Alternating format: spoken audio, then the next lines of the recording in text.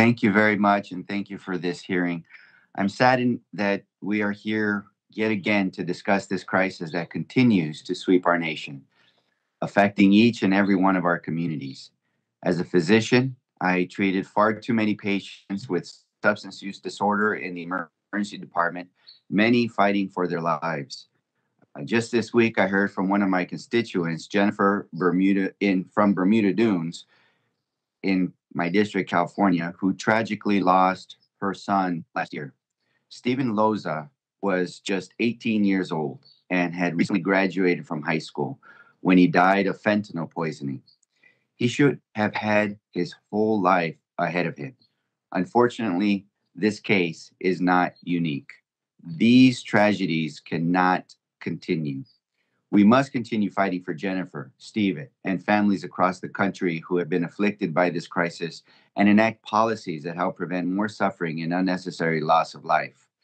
Earlier this year, the Biden-Harris administration's Office of National Drug Control Policy released their drug policy priorities, which included various bold approaches to reduce overdose deaths.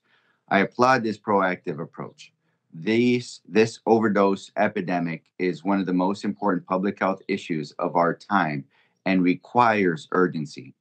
Mr. Chester, I'm interested in hearing about the administration's progress on these priorities, and more specifically, what major actions has the administration taken to increase access to evidence-based treatment services since releasing its policies priorities?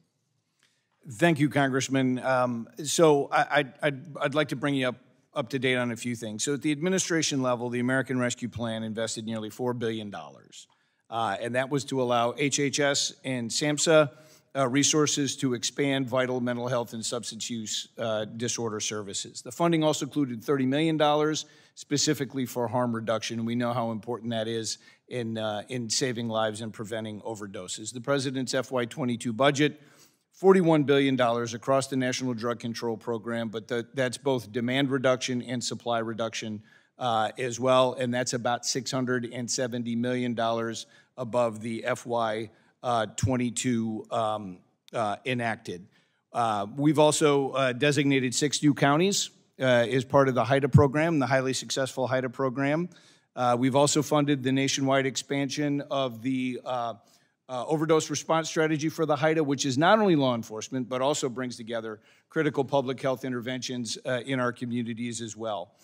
We met with more than 300 state, local, and tribal leaders from all 50 states and territories to talk about how they could use opioid litigation settlement dollars and focus them in the right place for substance use disorders.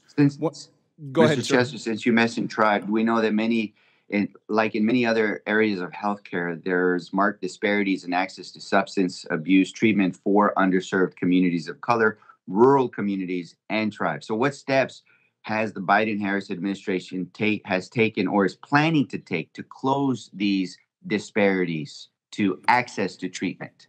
Yes, Congressman, I would offer you 2 things. The first one is there is never a time that we talk about a particular policy that we don't mention state, local, and tribal as well. And we understand the unique aspects and the unique needs of the tribal community and the fact that substance use disorder has fallen on our tribal communities in an outsized fashion. 2 things that I can offer. One of them is, and this was HHS, released practice guidelines for the administration of buprenorphine for treating OUD.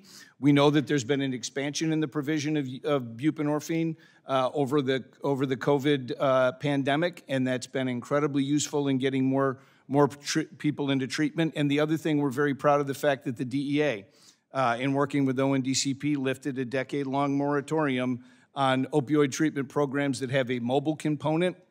That's critically important for rural and tribal communities to be able to extend treatment in areas that are traditionally underserved. And so that's 2 examples of things that we're very proud of that we've done just within the last 10 or 11 months. Thank you. And are these efforts also conducted, and these outreach educational efforts also conducted in Spanish?